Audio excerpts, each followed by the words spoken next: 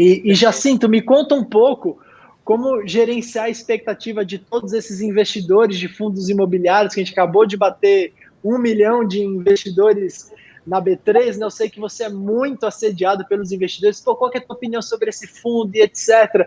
E você vê hoje esses investidores mais maduros para entenderem esse movimento de taxa de vacância, de impacto nos rendimentos, ou você vê que os investidores ficam pulando muito, olhando ainda muito dividend yield, migrando de um fundo para outro, procurando aquele que paga mais, mas ainda sem ter uma visão do macro? Que é um pouquinho da tua experiência aí com o investidor?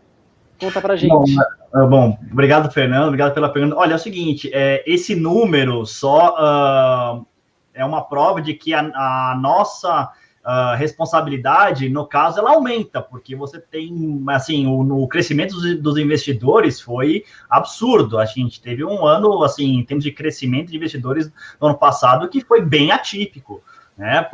Poxa, se a gente perceber que, basicamente, em número de investidores tem um pouquinho mais de 3 milhões e 1 milhão aí em fundo imobiliário, obviamente a gente pode chegar a uma conclusão, sugere que é 1/3 mais ou menos investe em fundo imobiliário, mas aí a gente tem uma ressalva que, assim, o investidor que investe em renda variável também investe, por exemplo, em ações, né? Mas é um número significativo.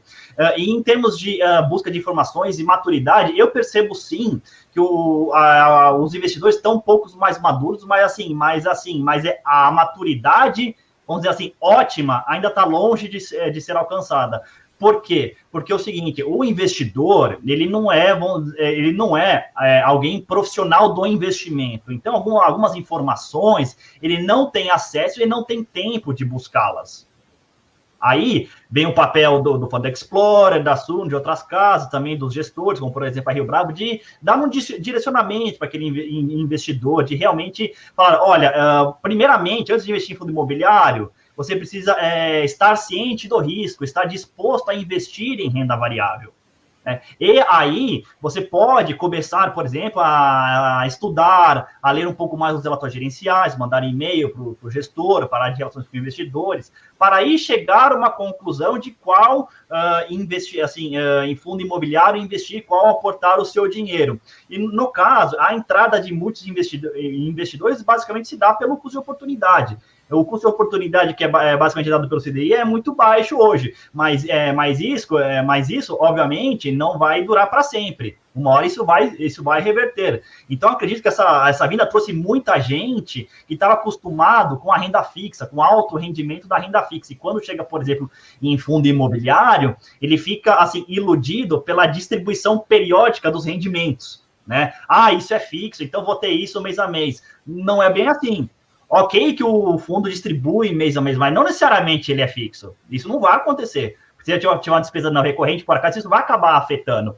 Então, óbvio, o investidor, o mercado, ele é muito dividend driven, é muito o gatilho do investimento ainda é o rendimento periódico de fundos imobiliários. Mas aos poucos a gente fala, olha, rendimento é uma parte, ainda tem um ativo, ainda tem a localização, que eu ainda acredito que localização é o mais importante para o mercado imobiliário. Eu sempre acreditei nisso e dificilmente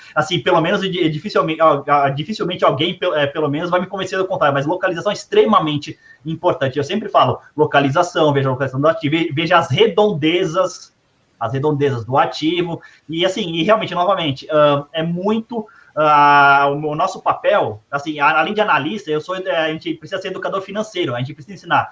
Você tem que não só olhar na dívida, tem que olhar, assim, localização, redondeza, histórico do gestor, performance do gestor. Frequentemente eu dou orientação a respeito de como fazer recolhimento de imposto de renda, fazer DARF, alguma orientação no preenchimento da declaração do imposto de renda de pessoa física uma vez por ano. Então, é um pacote completo, é análise de fundo imobiliário e educação financeira e também um pouco de finanças pessoais. Porque o que eu vejo? Muita gente investe sem saber que possivelmente tem risco e pode comprometer um pouco das finanças. Então, realmente esse papel ele se torna ainda mais importante. E realmente o fundo imobiliário é um investimento extremamente interessante, assim como o mercado imobiliário, mas eu vou dar uma ênfase aqui ao fundos imobiliários, porque realmente você consegue ter exposição a um rendimento periódico que, por sua vez, dependendo aí das expectativas do investidor, pode ser interpretado, por exemplo, como uma carteira previdenciária com uma eficiência muito interessante. Afinal de contas, o rendimento, até por enquanto, ele é isento de imposto de renda, mas a valorização da cota ao longo do tempo. Então, realmente, o nosso papel a responsabilidade, no caso, só aumenta, né?